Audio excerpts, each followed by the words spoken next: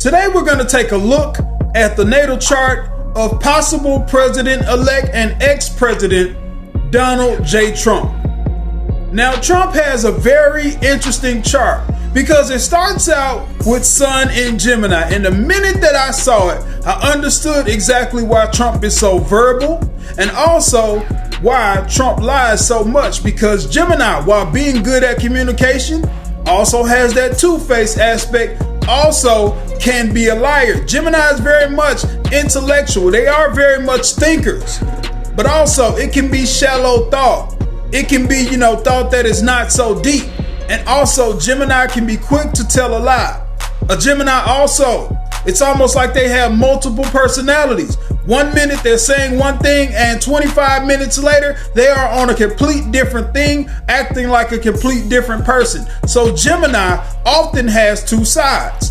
Now, we get into something interesting when we look at Donald Trump. Donald Trump has Moon in Sagittarius.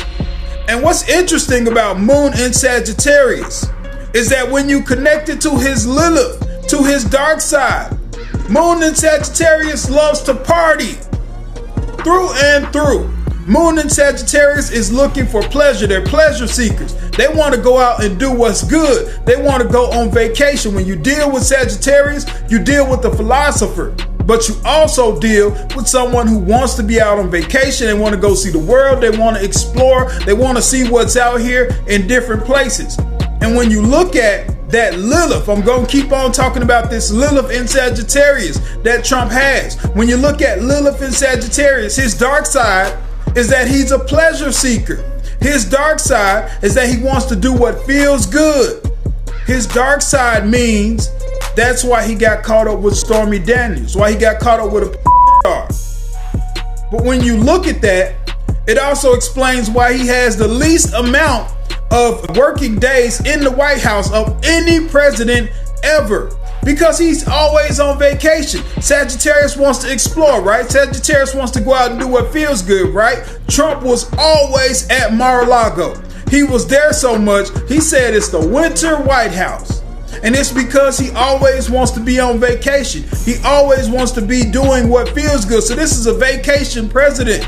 This is a partying president. This is a president that's going to go do what feels good. I don't care if I work 3 hours a day, 6 hours, it don't matter. I'm going to go have fun. I'm going to go enjoy my life. And at Trump's age, I can understand why he feels that way, but he has been that way his entire life. And so being the president of the United States, it didn't matter to him about how many things weren't going to get done, because I got to go party.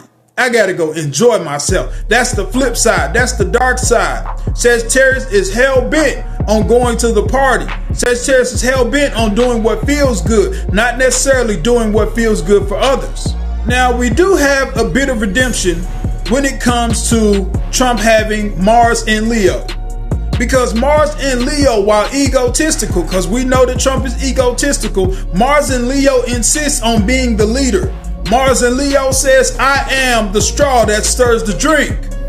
I'm what runs things around here. And if anything, Trump is dictatorial. And sometimes that works for him, other times that works against him.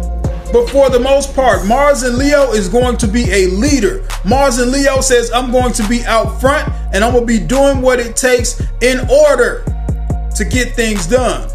But also, Trump's ego makes him susceptible, because Mars in Leo means that if you flatter him enough, because Leo has that ego, if you tell me I'm great, just like all these dictators that are getting Trump on their side and getting into his soft spot, if you say the things that are right to me, you can massage my ego into doing some things. Melania probably know about that. But if you massage Trump's ego enough, you can get him to do things for you. That Mars in Leo. My ego runs me. My ego is what I move through. And so if you massage my ego enough, you can get that bill passed. That can also lead into some other things that we're getting massaged. Because when we talk about that Sagittarius again, we talk about that Stormy Daniels situation. But we'll dig deeper into that Lilith, because there's a lot going on with that through all these other things.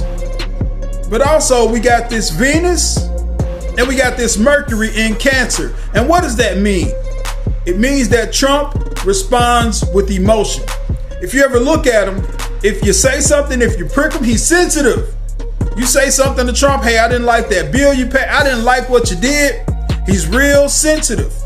And Cancer's real quick to reply once you mess with our emotions. It means that he responds more out of emotion than logic sometimes. The Gemini is logical, but that Mercury in Cancer is very much emotional. So he's an emotional type responder. So if you tap his emotions, he's going to respond emotionally. And that's why he said a lot of things that are hot takes. You know, said things about Kamala, said things about other groups, is because he's responding out of emotion. And a reporter asked something, and it was something that he didn't particularly like. It didn't flatter him. It hurt his feelings. And next thing you know, he's saying something that could be deemed offensive or something that could be deemed as an insult to someone else. It's because he responds from emotion. Mercury square Neptune is definitely a liar's position, because what it means when you have that Mercury and that Neptune and they're at a bad angle, it means that basically this is someone who can say one thing and cloak what they're doing, and another thing could be done at the same time. This is definitely a liar position. This is a deceptive position. So Trump lies a lot. With that Gemini, once again, we talked about lying, because that's the flip side of Gemini, is that they can lie. They can speak some not true things and try to make it seem like it's true. But then we got this square going on with his Mercury and Uranus, or Neptune, Neptune. And that means that there can be deception.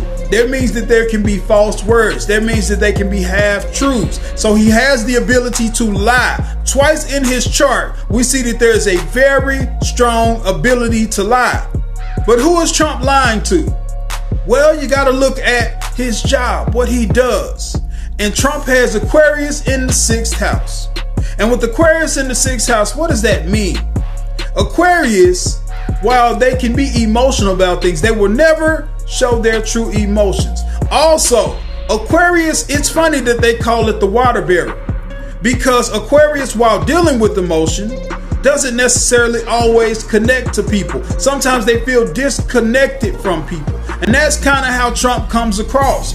Trump doesn't always connect to people in his workplace, in his job, which is being president of the United States, or at least was the job that we're focused on here.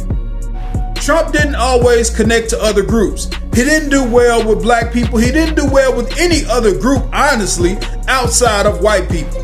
And that's because he doesn't necessarily connect with people. Aquarius has kind of a God complex. Aquarius is, I'm among the people, but I'm not necessarily of the people. I'm around y'all, but I ain't necessarily like y'all. And that's because Trump is a rich man. He grew up rich. He's always had money. It's in the chart. Jupiter in the 2nd house. Jupiter, the planet of money, of expanding, the planet of doing more, of bountiful blessings, in the 2nd house, which is the money house. The man was born rich. And if he wasn't born rich, he was gonna get rich with this placement. So Trump has always had money. And it makes him a man who has been around the people, but not necessarily of the people. So here we got this rich guy that doesn't feel connected to people in the workplace. Lilith square ascendant. Trump definitely has a bad guy look to him. When you add this Lilith, and Lilith is the dark side of our emotions, it's our shadow. When you add that to your ascendant, how you appear to the world and how you perceive the world, Trump definitely has a bad guy look to him. You've noticed the pictures of him in court where he's scowling, where he's looking around. He looks angry whenever the camera isn't on him and he's not speaking in an official capacity. You notice that Trump is always scowling. He always looks angry. He always looks like a bad guy. And so with that being said, that is in the chart as well, is that look that he gives, especially when he's angry, that bad guy look, that look of rage, that look of unspoken anger, it definitely gives a bad vibe. You can pick up on it when you look at him. And I think it's something that he's tried to mask and cloak a lot in his life. But if you truly take a look at him, you'll see him doing the bad guy look, just sitting there. When he was in the court and looked at the camera, I said, oh yeah, this is definitely, there's something to that. And sure enough, he was giving the camera that bad guy vibe. Now let's look at some of Trump's relationships. when we deal with Venus in the 11th house, which is the house of your friends, this is a person who will either date their friends, have interactions with their friends, form relationships with their friends. I met this woman and, we're kind of dating, we stopped dating, but we remain friends. Trump is that kind of guy. But it also speaks of how a person can meet their wife. And Trump met his wife through his friends. And what's interesting about Trump's wife, Melania, is that she has a lot of Taurus in her chart. And with Trump having all of this Cancer, all of these crazy emotions, Melania stabilizes him. Melania has a stellium in Taurus, which is a lot of Taurus energy. So Melania is the one who kind of pushes back and says, no, certain things we are not going to do. Because Donald J. Trump has Moon in the 4th house. He can be childish. He can also want to be home a lot. He takes care of home. He takes care of his family. But also Melania gives him that stability because she says, hey, there are certain things that can be done, can't be done. Taurus energy. Certain things we just not gonna do. Certain things I'm just gonna have to refuse. And Trump needs that. He needs someone to say no to him when he begins to act and respond like a petulant child. Moon in 4th indicates somebody who probably ain't grew up. They probably still got a bit of a mommy complex. And Melania doesn't satisfy the mommy complex. Sometimes she comes in and she is the force that says we're not gonna do stuff. But Trump's relationship with her is still more likely to be an open relationship. Because we got that Lilith in a good aspect with Pluto, which means that, hey, there's some secret relationships going on. You see, with that Lilith, once again, we talk about Lilith in Sagittarius. Trump is going out, he's partying, he's seeking his pleasure. He's, dabbling in whatever he dabbling in, dealing with different women. And Melania pretty much has to understand and accept that he's going to do what he's going to do. Because Sagittarius doesn't know how to do anything other than chase pleasure. If it don't feel good, they're probably not going to be doing it. And so his pleasures, whatever they are, probably are in secret. But there are a lot of things about Trump that are also in secret because Pluto in his 12th house indicates that he has some secret and very powerful enemies. I mean, when you look at the court case against him, when you look at the fact that they got him up on those charges so quick, when you look at the fact they almost got him out of there and he wasn't eligible to be the president, even though he had charges on his name, he has some enemies in very high places. He's made some powerful people very mad. That 12th house deals with enemies you can't see. And so he's probably been blindsided by some of the powerful enemies that he's made over the years. Somebody had to get those charges drawn up that fast and get that contract and all these other things out on him executed. Somebody had to move that really, really fast in order for that to happen. And that was a strange event. And so this is someone who was plotting on him since way back. This is not something they just did yesterday. His enemies are cold, calculating, and they've been plotting that for a while. And if you notice, even before this presidential run came up, they were already talking about those charges at the end of his last run as president. So this wasn't something that just came up. Pluto means that there was already something bubbling up on the underground, and those enemies were already plotting on him from day one. The last thing is that Trump has Saturn in the 11th house. And while when you look at the sign of the house, it indicates that Trump could have lots of friends. You think that with these placements, Trump would have lots of friends. But that Saturn means you only got a few real friends, but it means that you can also feel lonely. You can also feel depressed. You can also feel as if no one really likes you. You can also feel like your friends hold you back or the world holds you back. And Trump definitely has a chip on his shoulder. For a rich man, for a man with so many friends, he almost responds as if no one likes him. It's almost as if he takes on the me against the world attitude.